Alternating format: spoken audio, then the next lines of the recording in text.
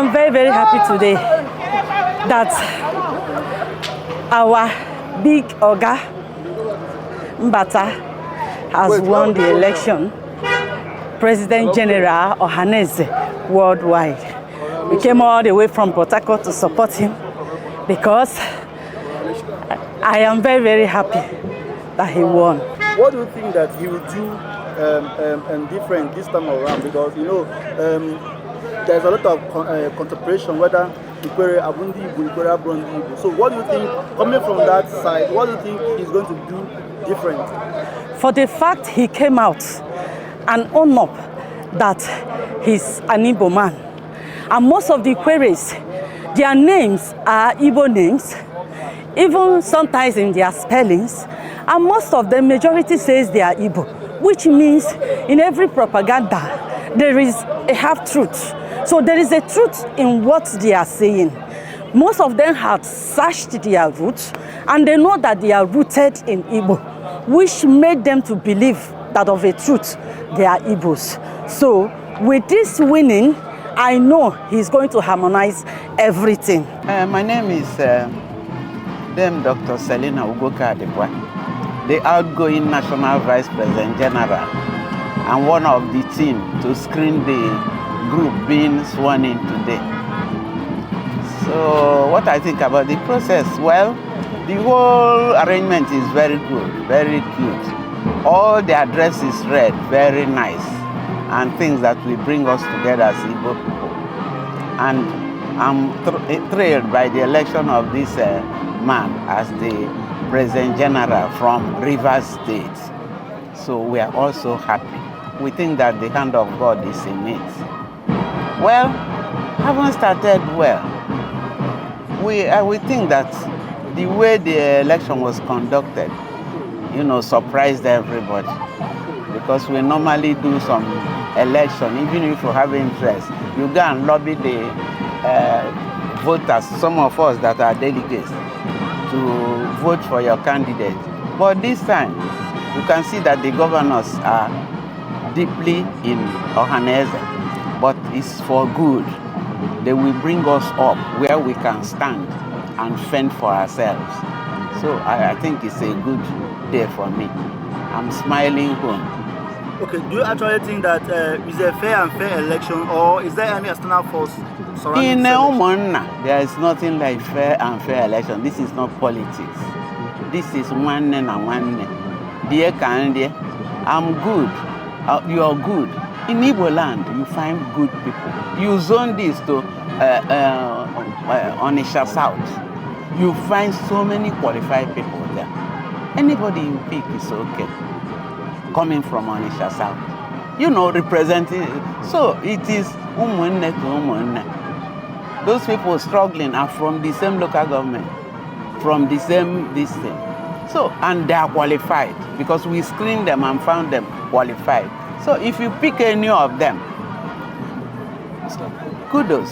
Oh, anyị niile na-asị na ya bụrụkwa ndị Igbo. Jee na Lagos ka ịfụ ụmụ anyị ndị na-alụ na Shell, ndị na-alụ na companies. Ha na-azasị Amaka, David, Ebere, Daniel. You understand? Because Nizaba your Igbo name, you will not get that job. That is what is happening in the rivers. Falzaba nafabi Igbo. Amenya follow. Ametinya fa na commission. Emefi fa na ema na Abuja. So, also ndo ka ha na agbakwa. Na onye dịrị ndụ wee ma nke ọ na-aza.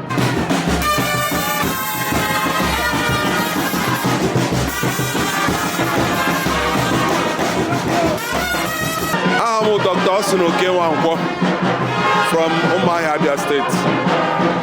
I'm being election for offices in the National Exco. Well, Otosiga, I have to go about that kind of situation because somebody like me was a candidate for Deputy President General. I don't see the election as all consensus. Well, the way it went, who are we? I am going to But the voice is that we are not happy. Personally, I'm not happy the way it went. There was no consultation. 1 year Jorges, and nobody called their attention as to ask what way should it go. All of a sudden, it came up with a consensus issue. Well, there was no fight, there was no quarrel, it went freely, there was no problem, but I don't see the fairness in it. One fairness in Onimea because we, the contestants, were not considered. There was no respect of any kind as to, think of our opinion. They would have told us earlier, why spend this much? The funds were bought, we bought the funds, we spent on the campaign, and eventually this is the way it went. So something is found missing, within the way it was handled. Josichuku, who is a very strong man and a very sincere person. I saw Gadriana Manaha Jesus. Emechala election. Obi nwere tromotota wona ndi rivers ndi other ethnic groups na anaghị ekwe na ha wụ Igbo ha abatala kweta ma ghọta na ha wụ ndị Igbo and in that light asị Chineke gọzie ha n'otu n'otu ọ ga-adịrị ha mma n'aha Jizọs. Ndị Igbo hiri nne in Nigeria a na-asị na ha ehighị nne ọ bụ ụgha. Igbo mbụ the main largest population in this country. Onwe ebe ị gara na ịga ahụ Igbo. Anyị nwa nọ na north, anyị nọ wit obi ụtọ wit obi aṅụrị na-emekwa biznes anyị kwere na anyị nwa bụ ndị Igbo na anyị ga-anọ ma mee ka Nigeria bụrụ otu. Ahụ m onye Igbo, aha m ọbịa n'uju nwa, and I am the state woman leader in the Rivers State na Ohanaeze. Obi dị m ụtọ biko Chineke ejila ihe o ji wụrụ ti onye ikwere taa bụ President General of Ohanaeze Ndigbo. Chineke nna ejila ndị Igbo ihe o jiri wụrụ chi. So onye mere na obi ji atọ anyị, obi dị anyị sara sara. There is no two ways about it. Ndị Rivers ọ bụ ha niile wụ ndị Igbo. E nwere ndị Ijo na Rivers, mana ikwere wu ndị Igbo. Amok wu ndị Igbo. Emowa wu ndị Igbo. Almost all the upland nọ na Rivers State bụ ndị Igbo. So taa nwanne anyị nwoke bụ the President General ekwetego na ya bụ onye Igbo because na ọ ma na ha bụ onye Igbo. Ha wu ndị Igbo, ha shi Igbo. Afọ mbụ nwada Chinyere Eze Nwokike. Eso m n'otu Ohanaeze ndị Igbo worldwide.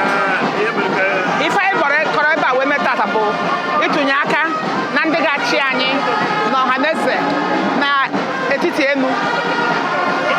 Ime anyị ya ife megara ọfụma. Emere consensus and affirmative policy anyị gara ọfụma. Ndị na-ahụ nitere ebe a bụ ndị ga-arụrụ anyị ọrụ.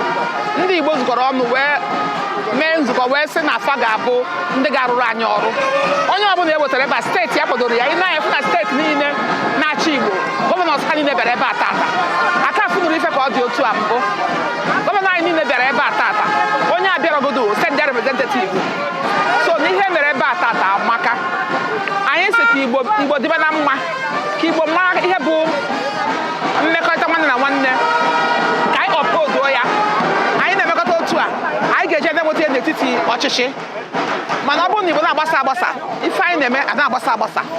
Anyị nọkọta ọnụ otu a na-eme ka ụmụnne otu esi wekwata. Ife ka esi ekwu, those who agree say yes, onye ọbụla na-ekwu, it is emere ya in one voice n'ofu onu ka eji wee mee ya. Ọ gara ọfụma. So ọrụ anyị arụ na kọmitii anyị ama nrizi nne emere ya n'obi ọma. Anyị ama enwe report support ọtụtụ so oge ebiri anyị nkenke n'ọrụ anyị ga-arụ.